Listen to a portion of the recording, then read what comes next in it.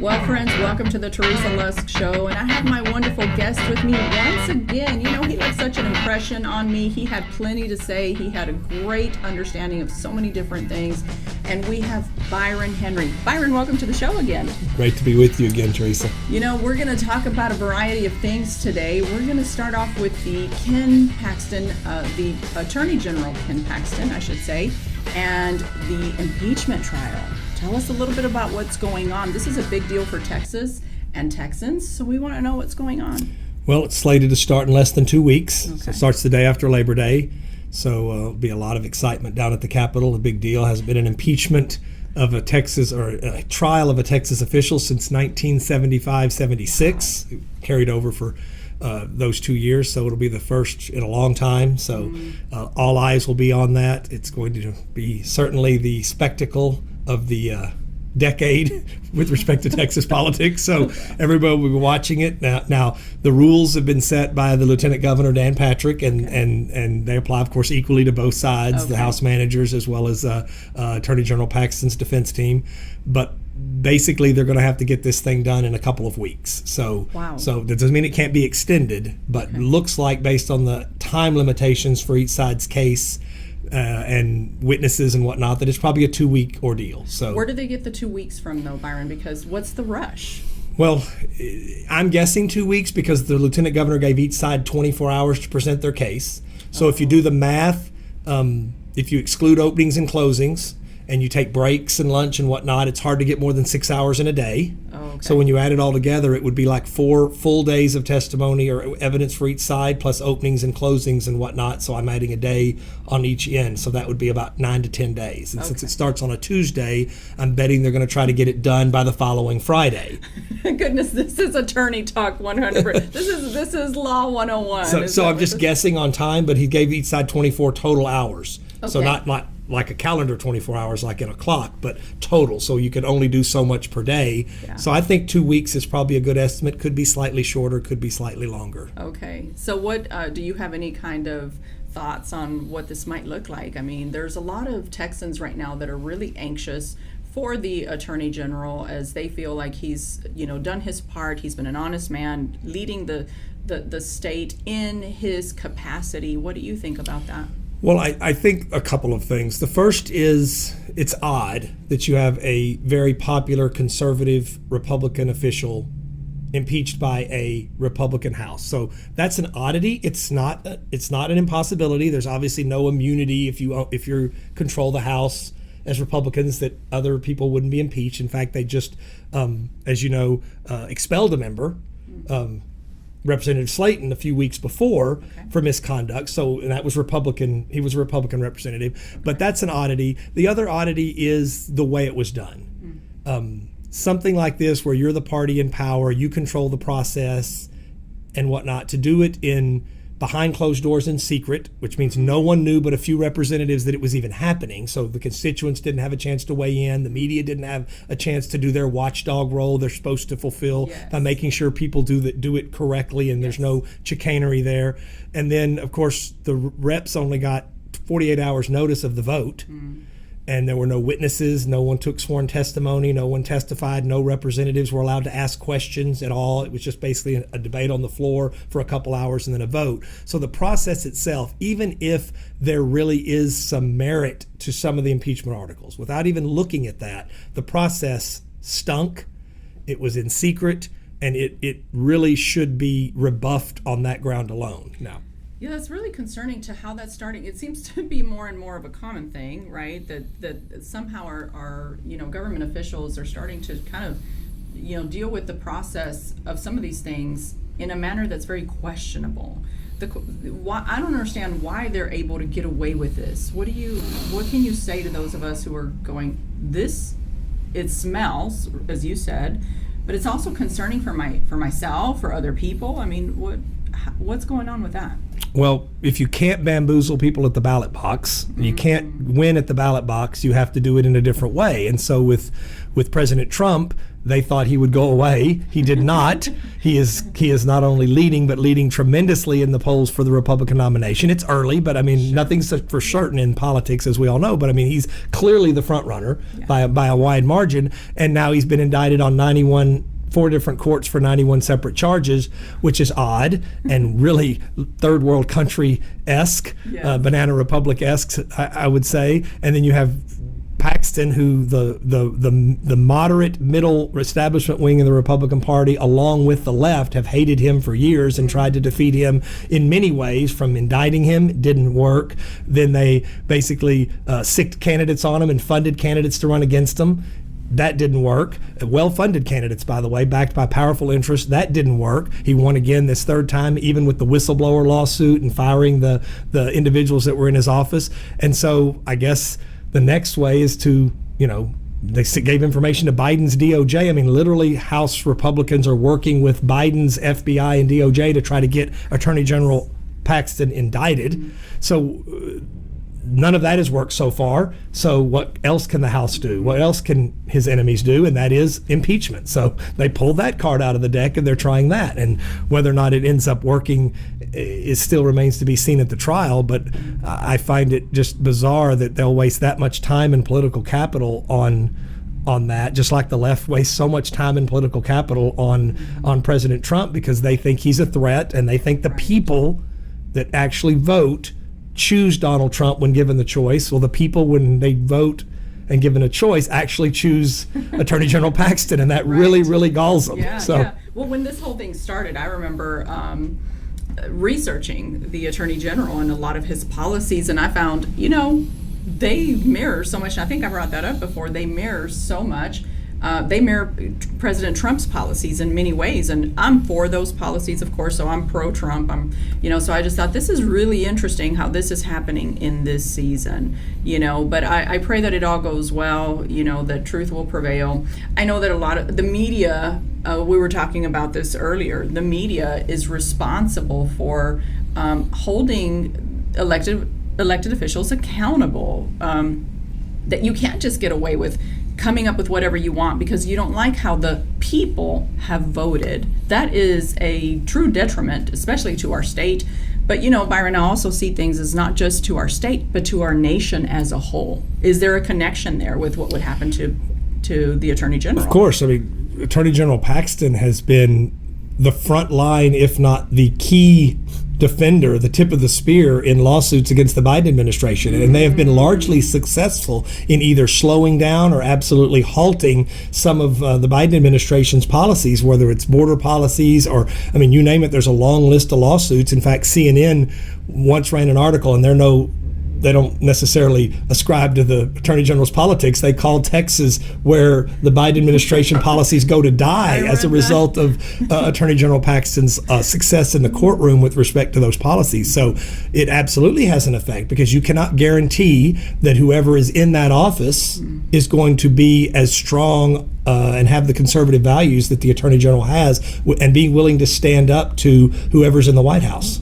Very interesting. I'm glad that you brought that up, because I think a lot of people just look at what the media is saying and they don't go to do their research on why would somebody who holds such a great record or an opposing record to somebody like the Biden administration, which if you are a true conservative, you would be concerned about the Biden administration in this time, and just look at what we're going through in our nation. So that's very interesting. I love that you brought that up. So for our viewers, I just would encourage them to go and do some research, not just the negative research against the Attorney General, but also why would he be dealing with such opposition? Well, the people that have conservative records, Senator Cruz, who, regardless of how you feel about Senator Cruz, I tend to think he's a wonderful senator. He's conservative. Yeah. And his bona fides are unassailable with respect to being a conservative, and he supports the Attorney General. President Trump has come out vocally against those who were behind the impeachment of Attorney General Paxton, and said he supports the Attorney General. So you can just see where the lines are drawn with respect to conservatives and others and others that also may be Republicans but don't really fall into the same camp that you and I would consider, conservative warriors or crusaders for conservative values. Sure, we would call them rhinos, right? Republican in name only type people? Well, I mean, there's rhinos, there's people that aren't really Republicans, but there's also, I mean, we're a big tent party. There are Republicans that are not necessarily as conservative as others. I mean, there's a lot of room here. We're a national party. We're not just a Texas party or a Collin County party. So, I mean, we have to take into consideration that there's California Republicans that don't agree with us on everything or with Ted Cruz on everything. Same with the Attorney General. They're still Republicans. We just have to be aware. Yeah. Just don't be fooled by those that pretend to be conservative that are Republicans and talk the talk but don't back it up with their votes and other things. So you pretend to be conservative, you say you're conservative, but you block bills that the grassroots and conservatives and the party wants, or you impeach the Attorney General. I mean, voters need to be very careful that they're not just relying on the once every 2 year TV ads or flyers they get about someone being conservative, and go back and look at the record, look at who they work with, look at who their friends are, look at who's giving them money, and then determine whether or not they're actually a conservative the way we consider conservatives here in Collin County. That's a great point. I think you definitely need to look at the different bills that they're blocking. I actually heard a senator talk about a bill that they were presenting, and it was an important bill for parents' rights, and other conservative or Republicans were blocking the bill. Isn't that something? I mean, it was kind of maybe I'm a little more naive, but I was very disappointed that was happening. I mean, I was thinking, how, if you are supposed to be the party of conservatism, how are you blocking these bills that actually empower parents to have the rights that they have as parents? And unfortunately, it happens. I mean, conservatives just need to run better candidates and speak out. And in some cases, there are just disagreements. I mean, let's be fair. Not every conservative even agrees on every single thing or every single candidate or who should be nominated for president. So we're not talking about a litmus test where if you don't agree, but on basic fundamental things that make up the party and its platform and its priorities, whether it's state or national, and things you campaign on, those things we expect basic things for conservatives to come through on parental rights and on abortion and on taxes and on fiscal responsibility. The foundations. Those are the things we all have to agree on. If we can't agree on those, then we're not really much of a party. I mean, what are we doing as a party if we don't even agree on a short checklist of things? But outside of that, there's room for disagreement, and I'm not going to excoriate people, but big things like impeaching the president, not supporting Donald Trump when he's being indicted, regardless of whether you want him for president, coming out and condemning him being indicted by the Biden machine. Those things are, to me, just givens. If you can't even stand up on those principal things, then we're probably going to have a problem. Absolutely. So moving on to our next topic, we want to talk about school choice. You know, Byron, the other day I was actually watching a debate going on between Democrats and some Republicans, and I was looking at the difference of mentality and support or resistance against school choice. So now we are having a special session to deal with school choice here in Texas. What's going on with that? Tell us a little bit about that. Well, it hasn't been called yet. It's projected that there'd be a special session called by the governor after the Paxton trial is over, probably for late September, early October. And so that's when I think the fireworks would occur on school choice. So I think that's going to be very heated. I think there are strong disagreements within the party and between the parties on a lot of education things, but especially the idea of school choice. And you can call it school choice, people call it different things, but the bottom line is some form where parents that want to take their kids to a school, private school, parochial school, charter school, some other a school would get a break on the property taxes they pay for the public schools because they want to put their child somewhere else and have the choice to do that. So I think that there's some strong positions on both sides, and it should be very interesting. Yeah. So what are some of the oppositional arguments for it? Because I was watching it, and at first I had to really think it through myself and go, okay, what are some benefits? And then I had to put myself in that position and go, if school choice passed, if I was not able to put my child, would that be a benefit? Would it be a disadvantage? Am I always going to be at a disadvantage? What are some of the oppositional thoughts? Well, first and foremost, just both as a Republican, not even really that as a conservative Republican, just as a Republican generally, we generally are skeptical of the government running things. Okay. In other words, we don't put the government in charge of what cars you can buy or where you can live. Exactly. Or basically our view is we only let them run what they absolutely have to run, right? Yes, yeah. And so we're generally for the market determining, if you're a good, a good fast food restaurant, then you'll make it. If you're not, you won't. But we don't let the government set up, Right. the government run fast food restaurants and say this is where you have to get your lunch. Yeah. So just from a basic market principle, capitalism, free markets are best, and they make everything better, whether it's computers or televisions or cars or houses, whatever. It's all improved, prices go down. So a government monopoly is inherently suspicious. But secondly, there's no other thing that's like that. I mean, literally, we've pretty much gotten away with regulating just about every other thing. I mean, we have airlines, they're private. We have everything except defense. The government and we don't even let the government build our weapons. The government contracts with private parties to build our weapons because we don't want the government in charge of building our That might be a weapons. good idea. So they get the private sector to build them. So in education, it's the only place. And we don't do it in college either, by the way. Obviously, college is competitive. You've got your public schools, your private schools. That's true. You can take your loans, you can take your Pell Grants, you can take your all those things to wherever you want to go and make your own choices. So it's only in K through 12 that the government remains basically almost a monopoly on education with respect to funding and administration and whatnot. So I just think inherently that's probably not good. There probably needs to be some competition.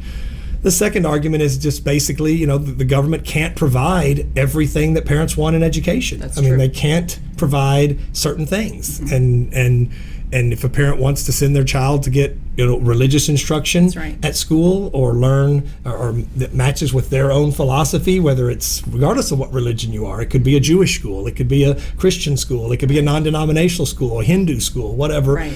It seems counterintuitive that they would need to pay property taxes to fund a public school, or at least all their property taxes to fund a public school, and especially if you're in the middle class struggling to make ends meet, especially in President Biden's economy right now, to fund and also pay private school tuition. And that's not even counting the kids that are in districts where the schools aren't any good. I mean, they're just terrible. And so I'm talking about anyone that has a child in school, good or bad. But then you've got the whole argument about underperforming schools and kids that can't get out of the cycle of graduating without being able to take college entrance exams or read at the 5th grade level. And those kind of things are a whole separate problem, but also need to be addressed, that public schools deliver some places and they don't deliver in other places. And that's not really fair.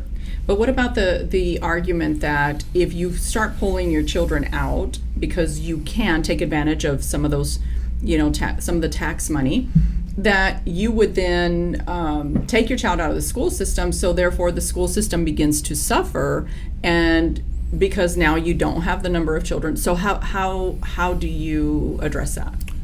Well, first I would say that if the school system is meeting all the parents' needs, there's no reason for them to be taken out. So the idea that they would be taken out because the parents don't want their kids in public school is not an argument against school choice. It's an argument for it.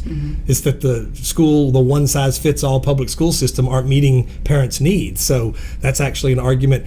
But the argument that it would gut the public schools, well, first of all, they're not educating those kids. Yeah. So it costs less to educate fewer children. So if you're taking children out of the school and losing money, you're also you're not having to educate those children anymore. Right. But the other thing is most of the school choice propositions have dealt with that argument by actually overfunding the schools if they lose students. So one of the things that the Senate bill and some of the proposals did this time was to take that argument off the table, was to basically guarantee public schools funding at the same levels or higher for each student that they lose, meaning the schools would not lose money if they lost students. They'd keep their same funding, and for the first 2 years after they lost the students, there's a possibility they could get additional money. Wow. So it's actually in some way a buying off. It's an incentive. But the bottom line is it takes the idea that you're going to lose money when kids leave. Only in education would someone say that parents wanting their kids to be educated somewhere else is a reason to keep them in the same system. Yeah. If it was bad service at a deli, you wouldn't say, well, but what happens if the people start going to other delis and not wanting to buy sandwiches here? We'd be like, well, that deli's going to close, Yes. or else it's going to learn to adapt. And that's another problem with government-run anything, not just schools. We have tons of great administrators, good schools here in Collin County, great teachers. It's just difficult for one size fits all. I mean, think of everywhere we shop. Sure. Every person has different needs for clothes and cars and tastes and where they live and what kind of home they live in. The only thing that we are basically told that you get to go here based on where you live, and this is what it is, and this is all you get in America, is pretty much K through 12 education. That's true. And so that's we're better than that as a country, and there's a way to fund really good public schools in this state and still give parents the freedom to move their kids around where they feel is best for them and their family. Sure. Well, I even wonder if it might actually improve the school system, to be honest with you, to reduce the number of children, maybe reduce the stress from teachers who they can focus on smaller numbers. I don't know. I mean, I think it's something that definitely might work. I do think there'd be an adjustment period of several years to watch it kind of adjust itself and get to a better place. But I do think we should be able to choose what we do with that money, for your own child. And I think sometimes people fear that it will be a disadvantage to the lower income people. But I think it's like saying, you don't like capitalism. Well, that's assuming that you'll never be successful. That's why you don't like capitalism sometimes. Well, it's certainly not good for them now. Yeah. So saying that it was going to be disproportionately harm the lower income levels is basically saying we're not willing to try anything. Sure. I mean, even a pilot program for certain places. I mean, we already have programs where underperforming schools, you can move your kids within the public school system. Yeah. So there's obviously somebody has recognized that there needs to be a way to move your child to a different school. Just right now, it's only another public or charter school, not private, parochial, or other type of institution. So I think it's going to be interesting. I also think the rural schools blocking this is a little bit of a red herring. I actually went to high school in a rural area. There was no private schools anywhere around. There was not enough people to fund a private school. So I'm not sure how many private schools are going to be popping up in my old hometown of Goldthwaite, Texas, population 1,800. There you go. I'm not sure that it's going to compete with the public high school there. Really what you're talking about is in the cities and suburbs where there's a lot of competition, a lot of desire for other choices and whatnot. And that's really where that's really where it's needed the most, because a lot of the large cities are the ones that have, especially inner cities, have a lot of trouble retaining teachers, educating kids, protecting kids. And like I said, I think we're better than that. And I don't think vouchers or school choice is the panacea end all, but certainly it's I think it's some form of it is better than what we have and would be an improvement, and we should at least give it a shot. Well, any motion to change, I think, sometimes freaks people out. I just think that's human nature. We just start freaking out over any kind of change. And speaking of change, the presidential debate, did you watch it, or did you watch President Trump with what's his Tucker name? Carlson. Tucker Carlson. That's right. So I saw most of the debate, and I saw some of the President Trump interview. I read some commentary on it. So what were some of the highlights? Who were some of the candidates that you feel are good, strong candidates or possibilities? I mean, I think we have it's a solid field. I mean, it's not stellar, but it's solid. I mean, you've got former governors up there, former UN ambassadors and governors. You got United States senators like Tim Scott. Sure. You've got young entrepreneurs. Yeah. So I think it's an interesting field. I think that it's pretty clear that group is avoiding the elephant not in the room, Donald Trump. That got them laughing. I think they're not. I think they're avoiding, saying anything negative about him. I think there was a couple questions about would you pardon him. Yes. I think one thing the party does need is more of the will you support the eventual nominee. There you go. Because that is more about commitment to the betterment of the country and not personal. It's not about ego. If the voters choose this person to represent the party that I'm a member of, then I believe I'm obligated, especially considering the alternative, to support that person going forward and move my followers and supporters to that person. And I think that's very important that, if I remember right, all but one maybe last night pretty much signaled that they would support the eventual nominee, even if it was Donald Trump. Well, yeah, but you saw how long they took to get there, right? I mean, they weren't.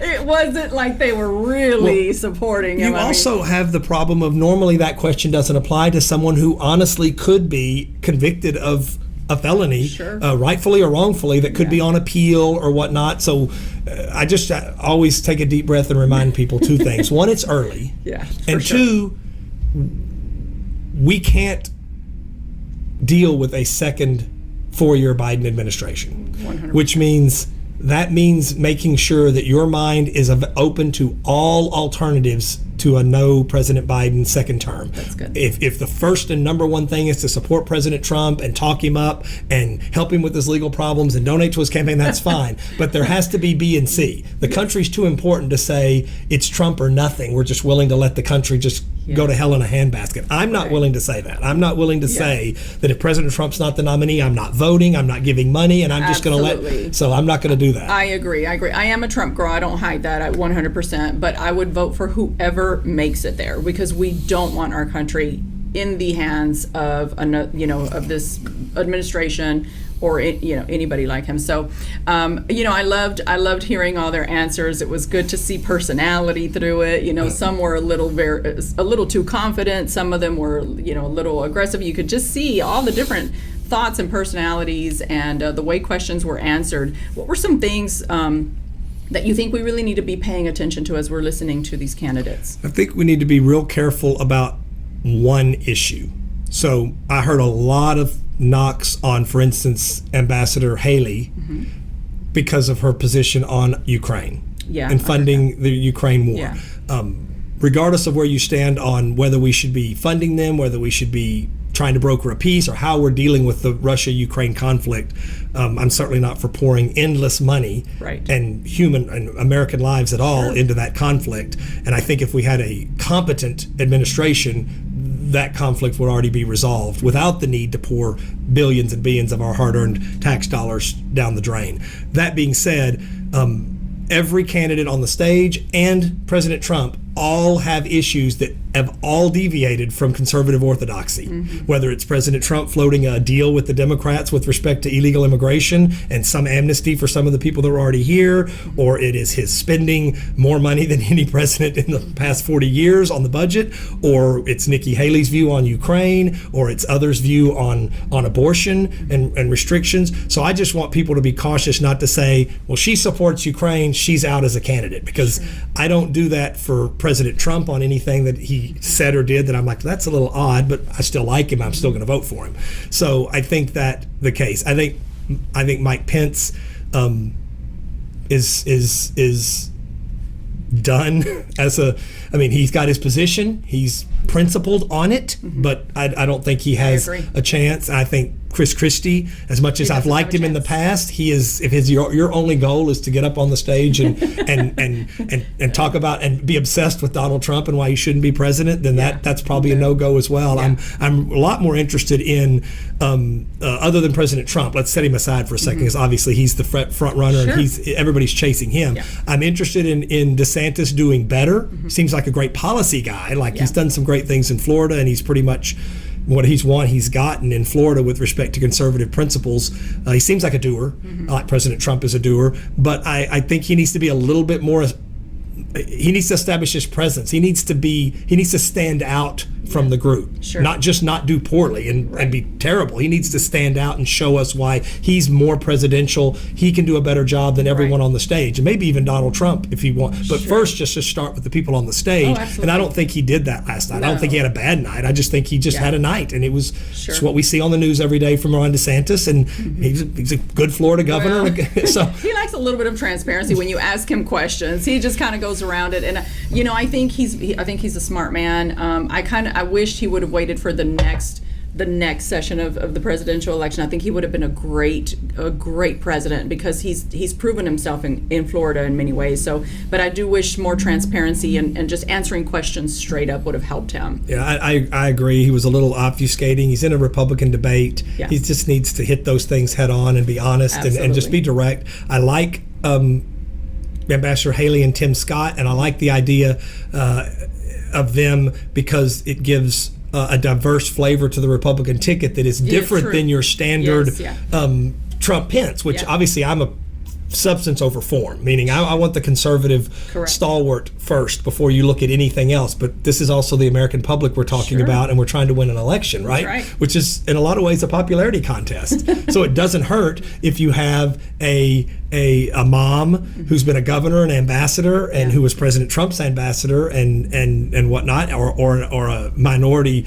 the first African American senator from South Carolina. Those are interesting possibilities, either as president or vice president. So I don't like to rule them out. We just have to base it on their substance and what they're for and their answers. But I would like to see them do well. I'll put it that way. For sure. Yeah, absolutely. And Nikki Haley, I think there's really strong points to her. She was kind of interesting. One of the things I really appreciated about her, even though I don't know that I fully agree with the whole Ukraine support forever either, is that she started to mention some very important connections from nation to nation, and she was very educational in that sense, and brought up why we need to support Ukraine, and she started kind of listing them out. I think that's very important. I wish she would sit down and kind of give that lecture one day, and just because I think Americans need to know that when it comes to foreign policy. Like, I didn't appreciate Vivek saying that he would pull support from Israel. I didn't appreciate that as a Bible-believing person, minister myself. I don't agree with that. Right. And then it turns out that Israel wasn't the only place he was trying to take funding from, and I think he's great. He's very smart, very sharp, maybe a little too much confidence in some areas, but he was kind of a neat candidate as well. Yeah, it's nice to have refreshing candidates that don't come from the regular, the churn and burn bought and paid for. Yeah, well, I wouldn't say that, but I mean just the ones that go through the system. I mean, obviously you develop, you can tell someone who's a career person who's been in office versus someone that hasn't. So and President Trump worked out well as somebody that did not come through the regular politician system. But I think he is interesting, and I agree with you on Ambassador Haley. She was ambassador to the United Nations, so she has a lot of foreign policy to bring to the table, which is a huge deal, by the way. The next president needs to have those chops. Right. So whether it's Nikki Haley or whether it's former President Donald Trump, somebody that has been in the room and dealt with those countries, because I think it's going to be a dicey chapter in American foreign policy history in the next decade. And so I want to make sure that the person that's in the Oval Office understands that, not just is pro-life, not just is for low taxes and balanced budgets or whatnot, which are important, don't get me wrong. Right. But certainly the president is the one national officer that deals with other countries, and that's really their deal. I mean, that's it. As far as foreign policy and the military goes, the buck stops with the president. You don't run, most of that stuff doesn't run through Congress and committees and whatnot. It's basically the president and his Secretary of State and Secretary of Defense. So I'm interested in that, and I want that person to be strong in that area, which is another reason why I like Ambassador Haley. She's just going to have to get over the idea that she is establishment, that she is more traditional Republican than she is conservative warrior. So I think she's close. She says all the right things on a lot of things. So if she can shake that, I think she'll have a shot of that group that was on the stage. Sure, I was going to say, but of the group on the stage, I don't know how much momentum she really has. I don't think Americans are really flocking to her, which, as a woman, I would love to see our first female president. I mean, it's time. Be a Republican? Wouldn't that be nice? Of course, I'm not asking for a Democrat female. No, please keep them in if that's the case, as far as I'm concerned. Senator Tim Scott, he's great. I love his way of connecting and communicating. I love how he addressed the Black and Latino and just the non-white community, because a lot of times as a Latina myself, I would tell you that a lot of times they make our race an issue and they want to connect you immediately to the liberal progressive party, and that's not so, right? And I love how but that's not the only reason why I think he's qualified. I just think he's nice. I love some of his delivery. He's just confident, calm. And I think he really does have some good plans for America. But what do you say about some of his policies? First, we got to build some bridges. I mean, Donald Trump built bridges. Donald Trump performed better with Latino or Hispanic voters and African American voters. Not enough, but certainly made some inroads there. I think I like bridge builders. I like people that don't carve up the country into this voting block, and if I can just get this percentage of this, it doesn't matter about the others. I like ones that can bring new people, convince new people that the Republican Party is for them, whether it's in minority by race, or it's by where you're originally moved from, or whether it's by income or whatever, abortion, all different cultural things. I like that. I also like that he's a happy warrior. My view of America right now is things are not going well. Mm-hmm. Things were not going well in 76 to 80 when Jimmy Carter was president, and Ronald Reagan is a smart guy and a great president, but he basically won that election because, one, the conditions were there, but you need something more than just conditions. Mm-hmm. He was a happy warrior. He believed in America. He did not spend his time talking about how bad everything was, mm-hmm. or how bad the Democrats had made it, though a lot of that is true. Yeah. In a lot of cases, especially in their own Democrat-run cities. He talked about what America means to everybody and to the world, and how great it can be, and he just was a happy warrior. Mm-hmm. And I think Tim Scott has that about him. Yeah. So whether or not that's enough to be a major player going forward, we'll have to wait and see. But I love a happy warrior, and it's nice to see one instead of someone that's negative or talking about their opponents or calling people names or even for instance Joe Biden, which deserves a lot. He deserves a lot of criticism. It's just, push pause on that for a minute and just talk about what your America, what America you believe in, and what America you see under your presidency. Sure. And that's, to me, is voters like to hear that. The voters react to that. Yeah, well, I think at this point you have to, because there are independents who are also going to vote, who are looking at how are the Republican candidates dealing with the failures of the past, the people they don't like, et cetera, et cetera. So I think that's wonderful. I think the other people did okay. The names that I mentioned, I think those were the people that kind of stuck out to me personally anyway. I think there are some people who I just think y'all should just call it a day and go ahead and let the stronger candidates come on out and do their thing. But it was neat to see them all. And you got to see the debate, I guess, or interview with President Trump. I will confess, I have not. I fell asleep early, so I was watching everything this morning, and I'm trying to catch up. Mm-hmm. So tell us a little. Well, I mean, it was a very, Tucker Carlson does a good interview, and Trump's always a very good interview. So he was good. I mean, he basically chronicled a lot of the failures of the Biden administration, mm-hmm. which we're all aware of, but he knows them, and he's on top of things. It's the thing I like to see from President Trump. He's got a lot going on. Mm-hmm. He's got a lot of things he has to deal with. On the justice side, whether it's federal or state in Georgia, but he is on top of things. Good. Whoever's advising him, whoever's dealing with him, President Trump's President Trump. So the people that like him. The people that hate him. There's not really a lot of crossover there. There may be a small sliver in the middle that are like, well, I don't really like President Trump, but I don't like Biden, so I don't know who I'm going to vote for. But basically, everybody's pretty much committed on the idea of Donald Trump. But it's just nice to see that he's still in the game. He's still up on what's going on. He's following the news. He's getting advice, and that was good. And there was no surprises there. I just think he's acting like a front runner. He's not at the debate, and he is right now the front runner by a long way. So he should. It's okay to behave like one. Yeah. Well, and that says a lot about our country. What a lot of the American people want still, regardless of the naysayers and the haters of his presidency, what have you. So it'll be interesting to see. I think it's exciting. I love talking about this stuff. I love to see how the different candidates and their personalities and what they stand for, and learning. I think that's what's the most important, is that right now the American public really needs to be not emotional. Byron, would you say that? We don't need to be emotional. I would echo that 100 times, that we don't need a knee-jerk reaction, whether it's in favor or against certain candidates. My view as a Republican is anyone on that stage, and throw in, of course, former President Trump, he wasn't on the stage, would be better than what we have. That's right. That doesn't mean we have 100%. To accept anyone on the stage. Yeah. It just means, to me, whether I don't know what you think about Chris Christie. I don't care what anybody thinks about Asa Hutchinson. People like him, don't like him. They have issues with him. They're all Republicans, and they're all more conservative than our current administration. Yeah. So for me, the Republican primary is about picking the best of that group. Yeah.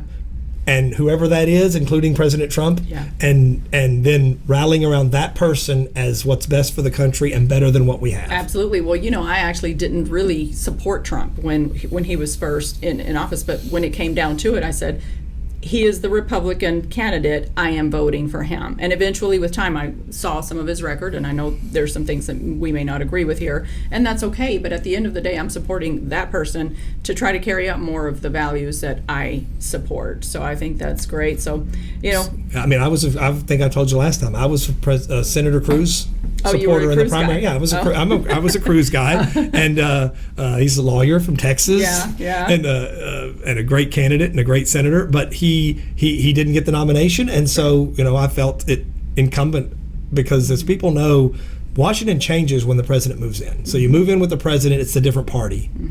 And every single head of every single agency and every single cabinet and every single high-ranking officer that requires Senate approval changes.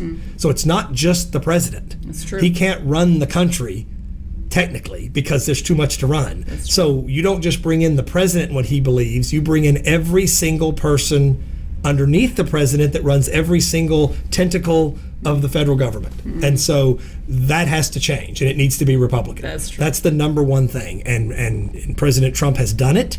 He's got a record. Whether you agree with it at all, I don't think anybody could argue that President Trump was not extremely effective as a Republican president. Yeah, he was. 100%. He was extremely successful, except for getting reelected. He was, or actually winning a second term. We can talk about that on another show. But despite the fact that we have a different president now than we did than President Trump, no one could argue that he wasn't effective and successful as a Republican president. And the question is can he deal with the Trump fatigue that does come along with his candidacy and overcome that and beat an incumbent. And I think it's exciting and it's going to be fun. And Absolutely.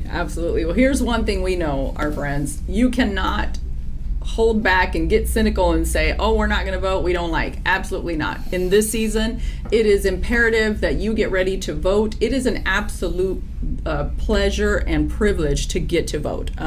There is no excuse for anybody. I don't care how cynical people are. I've heard people say, and I know it's their right to vote, but I think about other countries and countries that are, run by somebody who just, tells them what's going to be done. And I just have a problem with people saying, I don't want to vote, because none of them are good. We've got to find the positives in the candidates. So it'll be interesting to see. Yeah, and I would just say also that they need to get involved. Voting is great. Yeah. And of course, everyone should vote, especially if you want to have an opinion or complain about your taxes or complain about what's going on at your school or whatnot. But I will just say that people should get a little bit more involved and not just vote. They should. And I'm not saying they need to turn into politicos like we can be. Like we're listening to all the shows and reading all the articles and doing your own. Doing your own show. But they should get a little bit more involved. They should read up a little bit, watch some debates. It doesn't take that much time. And just read some coverage and get to know what the people will do for and to you as candidates and whatnot, so that when you vote, you aren't just voting on emotion. You're voting on with a little bit of knowledge, and you don't have to be a politico to get a good feel for somebody, to watch a debate, to listen to some speeches and say, I like that person. That person, I get that person. They get me. I'm going to vote for that person. Yeah. So whether it's giving money or block walking or just getting a little information and being able to talk to your friends. If you know more than they do, you'll be surprised how many people will ask you about the candidates and about who they're voting for and why, and then you can persuade a lot of people along this to go along with you, because they just didn't know, and now that they know it, they'll agree. That's real, because I've actually gotten my friends involved, and I've awakened some political hunger in them, not to be political but to be informed and to do your job as an American by just talking. We'll take walks and I'll start telling them, have you been paying attention? Well, who's doing what? You're an educator. I've said this before. You're an educator. Why are you voting for so and so? I'm not telling you who to vote for, but you better go pay attention to what their policies are. So this is great. I second that, definitely. Any last words as we close? No, just happy to be here and happy that you're engaged and engaging others in this process, because it's very important. Yeah, I love it. So there you have it, my friends, with my friend Byron Henry. He's an attorney. What's the name of your Sheaf and Stone. We're a Dallas law firm with offices in Frisco, Sherman, and Marshall. There you go. And he's a man who's strongly politically involved. And you're also the attorney for the Collin County GOP, is that correct? I'm the general counsel for the party. There you go. And a precinct chair, so he's busy, and that's why he was here on the Teresa Lusk show, because he's not just somebody who just said, hey, I want to be on a show today. The man has he has earned his spot, and he is definitely keeping other people accountable by his own involvement. So my friends, thank you so much for joining us today. God bless you. It was great having you on today. Thank you for having me, Teresa. Take care.